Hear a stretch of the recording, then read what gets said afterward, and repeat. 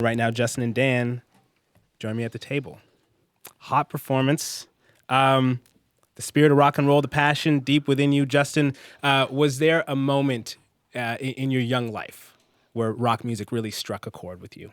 A specific moment you can remember? Oh, I can't remember really. I think it might have been seeing, I don't know, well, we were brought up with Queen and Fleetwood Mac, weren't we? So I suppose we've been marinating in it. Uh-huh. So I don't think there was a pivotal moment. It was more just a solid upbringing of rock. You were born with pretty much no hair. Mm. And then I think maybe your hair got really long by age 1, and it's been all I can remember is him having long hair. Yeah, I think I learned. I think that really instilled an appreciation of what the hair meant. You know, having lived without it for such a long time. It's like the opposite of Duncan Goodhue, the famous swimmer who fell out of a tree and became bald and suffered a terrible alopecia, which, lucky for him, made him a faster swimmer. But for you, it was that moment of gratitude at age 1. Yeah. I almost fell out of a tree and then my hair grew. It's kind of like the opposite of that, really. Dan, what about you? Was there a record that struck you in particular, or an artist that really captured you as a young man? Oh, blimey. Same as Just, really. You know, we had the same musical upbringing. Same parents. I think my dad had a cassette. Are they the same parents? I hope so. It's hard to tell sometimes. It is hard to tell sometimes. My dad had a Thin Lizzy's Greatest Hits. Okay. And I borrowed that once, and that was kind of that was the first time I recognised that, you know, the guitar sound that I really liked. Yeah. I think. You guys have evolved a lot over the course of 4 albums, but guitars, particularly finger shredding solos, are central. Why is that a constant for you, Dan?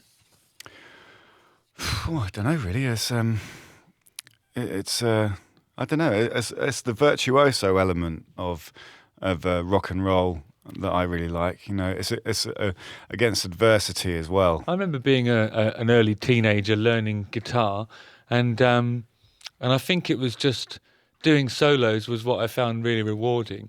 But it was also the thing that sort of alienated me from my friends at school. How so? Because it wasn't cool.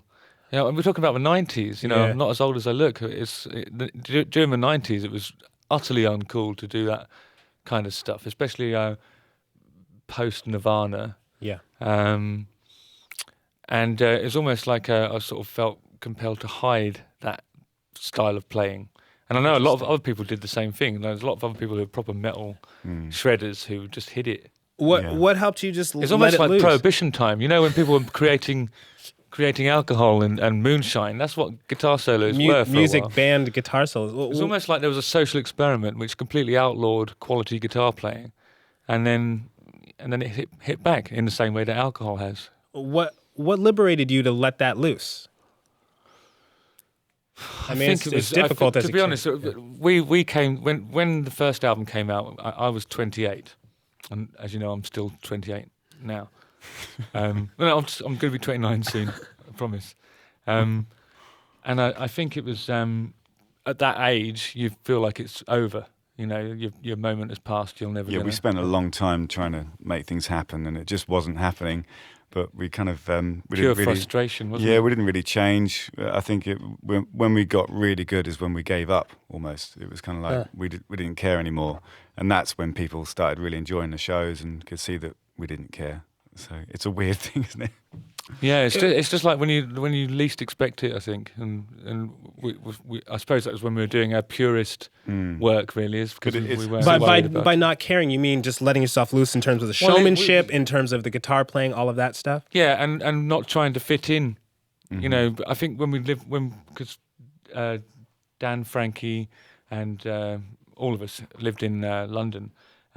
We were part of a sort of scene in a way, and there's a lot of interchanging musicians and bands that were forged of the same pool of talent, and everybody was trying to do the same thing. They wanted to get signed to a record company, and so they did what they thought they had to do, which meant doing what everyone else is doing, and we all did it for a long time. And then on the day we gave up, we created the darkness, and the rest is glorious checkered history.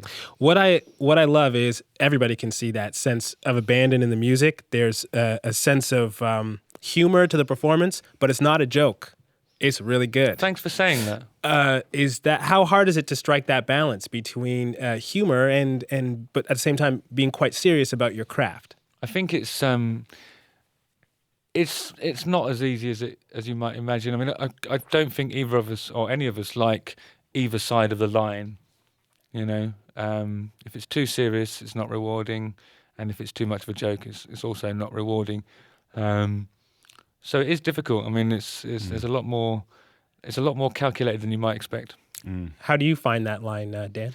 Yeah, it's fun. It's very indicative of what we're like as people. I think it's it really is an honest representation of the people in the band. Because all of us can be serious, and all of us can really. I think humour is a coping mechanism, Yeah. isn't it? I mean, I think that's how it started. That's how cavemen started when they started doing sort of like funny drawings.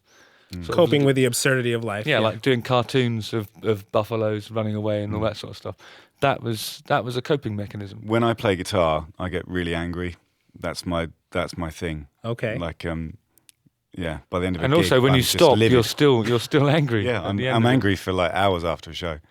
It's funny, isn't it? Are you the same, Justin, when you play guitar? Is it anger that comes out? No, it's more of a sort of sexual desire. Which, yeah, same thing, I suppose. Yeah, anger. Yeah. In your world.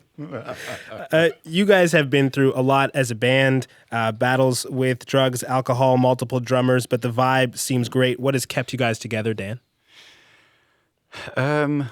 Well, I think the fact that we're brothers probably helps. But yeah, I think we acknowledge, all of us now, that what we have is something very special.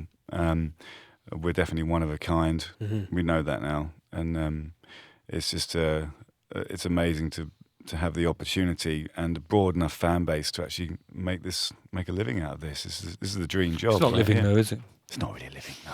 Did you not? Is that sort of a new revelation that this is such a special opportunity and you're one of a kind? That'd take a while to realize that. I think there was quite a haze. Well, no, but to be honest, there? it seemed like as soon as we started doing it in that pure sense that we've described earlier, everything sort of snowballed and we sort of became mega successful just doing the only thing that we knew how to do. And at that point, I think we sort of were tempted to sort of express things like, just to show that you're versatile or just to experiment with other things. And that's not the case. We are the darkness. And what we do is quite obviously the darkness. And I don't think anybody else can actually do the darkness. It's much more difficult than it looks. So I think we've grown to appreciate what we are, I suppose, and that's it. That's a really interesting journey because what comes naturally to you, it's strange when that's so successful because it's easy in a sense, right? Yeah. So there is a natural inclination, I think, to branch out move And and then away try and from it. challenge yourself So as true. well. something different. So true, but it's not necessarily the right thing to do. It's kind of like honing your craft is more important, isn't it? You said being brothers is part of what has kept you guys together. Justin, what is it about being brothers that has helped strengthen the bond and strengthen the band? Well, I think for a minute it was counterproductive because we were so fond of each other that we tried not to upset one another and became sort of conflict shy, and then things would fester and grow into enormous problems that were unnecessary. And now it's kind of like it's more like we know that because we're brothers, we'll forgive each other for saying these things that can be quite difficult to say to somebody who you're not related to. And then you sleep on it and you wake up the next day and it doesn't matter anymore, So we're able to get upset with each other much more regularly. And although that might sound like a bad thing, it's not really, because it's just expressing stuff. And I think that's important. The longer you spend doing this, the more you're sort of establishing a process, and it's an emotional process, especially when you're trying to write creatively, songs, it's necessary. So to know that you're in it for the long haul. That's true. And also, more importantly... well, I'm not. I mean, to be honest, if the money dries up, I'm going to go and work in Starbucks in Switzerland, which is they pay really well. You can just be a barista and you're making the same as a headmaster. So I was going to say, more importantly, it means we can work for longer periods of time because we can break wind in each other's presence, which is really important. Thank you guys so much for being here. Really appreciate it. It's a pleasure. Thanks.